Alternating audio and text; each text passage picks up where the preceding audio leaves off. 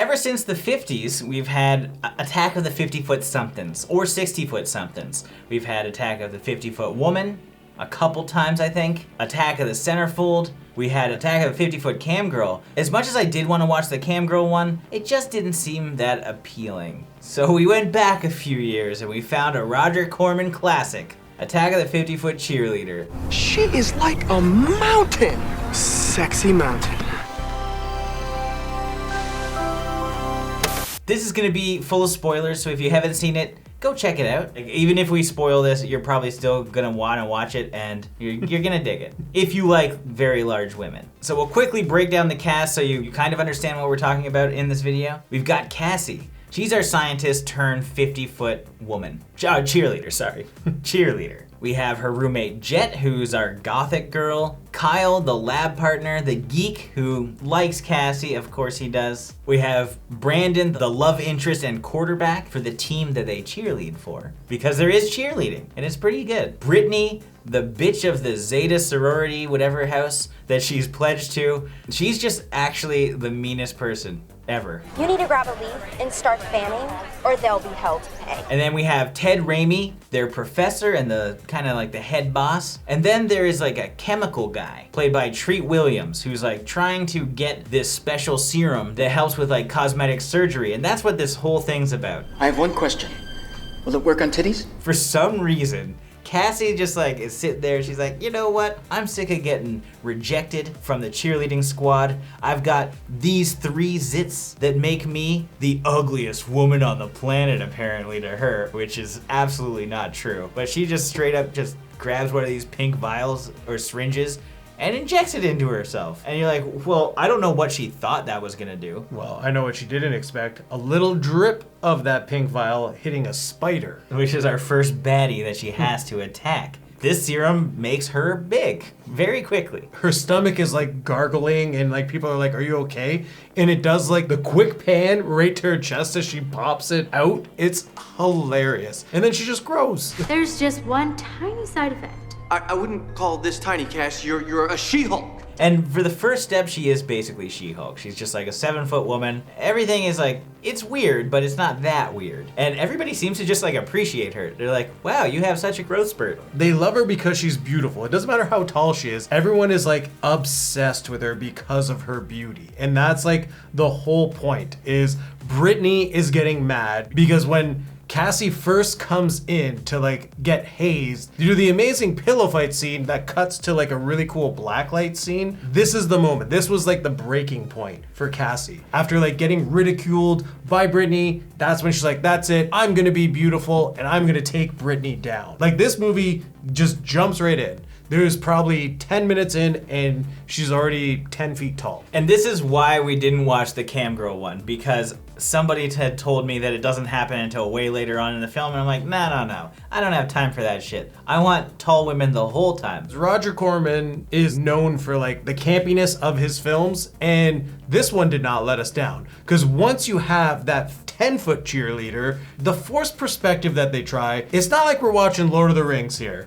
In this film, the charm is the fact that everyone's the same size. They're just acting as though the person is bigger. Yeah, like she might just be standing on a box, so they just cut her head off. So it's like, oh, look how tall she is. It's like, well, I can't see her feet or her head. There is one scene where she does walk, and you're like, wait a second, she must be on stilts or something. But for most of the time, it's the low angle shots. But they also use those low angle shots for other people that aren't big, so it makes them look big. This is what makes it hilarious, is the actual like perspective of like the ratio of their body. Cassie is like finally like making out with like the quarterback. Like she's on top of him. So you're like, okay, if she's supposed to be 10 feet tall, how big is this quarterback's hand? It's just so bad, it's good, but like is that charm of them green screening a 50-foot person later on in the film. When they're making out outside, this is where we actually get like the big spider showdown, which you think is gonna be the finale, which is not. She just takes a stop sign and she bashes this thing, and that's it. Case closed for the spider. I really thought it was gonna come into play later, but we do get a big turn of events later because Brittany, in her jealousy, she starts hassling Brandon, the quarterback, and figures out that she needs to get her hands on the serum. And meanwhile, Ted Raimi, he's clued everybody in, like the big boss man of the Zem Pharmaceutical, whatever the pharmaceutical company is. He's like, let them know, like, hey, here's the file. Something weird's happening here and you need to get over here. And they come back and they like zap Cassie. Somebody take my picture. They don't just zap Cassie, they zap like Kyle. Why don't you set your phone to shut the fuck up? And like this whole time, Kyle has come up with an antigen. Like he's like, okay, I can make you regular size again. I've got the cure. This whole thing could have been like tucked under the rug if like Kyle was like, listen, I've got the antigen. We're gonna make Cassie small. I also have the like serum that made her big. So if this is what you want, let me just fix Cassie and go on our way. Cause like Kyle loves Cassie. Like, I have lots of respect for him because Brittany snuck into the lab when he was trying to get the antigen, did this full-on striptease. He defended and just shot 2 needles into her nipples just so that he could get away. Cause he's like, I gotta get out of here. I gotta save Cassie. That was crazy. And so she's walking around with these things in her tits, and it's great. And you're like, wait, that means she's gonna be double the size. And later on, it happens. You get a very hilarious sex scene with Brandon and like the chair breaking and him freaking out like, you're squishing me. There's a lot of nudity in this movie as well. We kind of can't show it on YouTube, obviously, but you go into a Corman movie, you have some expectations, and he didn't let us down here. Yeah, like the final showdown fight scene was our 2 cheerleaders. They rip their clothes off. They're fighting topless. And we even get like a classic Three Stooges gag gone porno style. Block of the boobs with the chop. I'm not sure how much I can show of that. We're gonna recreate this for you so that I don't get banned on YouTube. These are boobs. This is a 100-foot hand. Okay, come at me, bro. Ah, blocked them. Now imagine that's boobs. Yeah, And not stupid hands. This is a hand, though. That is still a hand. This is still a hand. So imagine this hand between 50-foot boobs. Well, I don't think the boobs are 50 feet. The boobs of a 50-foot woman. They're still probably 6 feet. Yeah, they're like life size for us. Like human size. They're Human not size, yeah. life Human, size. yeah, Oh yeah, I only date chicks with massive boobs. Lady D, she set the bar high for you. My whole world has changed since Lady D. Tall women. It's now affecting my work. No, you know what it was? It wasn't Lady D. It was Lauren Phillips holding up that girl in the meme. You know? Only like 3% of the audience is like, yeah, I know who Lauren Phillips is. They kind of recreated something like that in this with the cheerleader in the montage holding up the male cheerleader. That could have been you. That could have been me.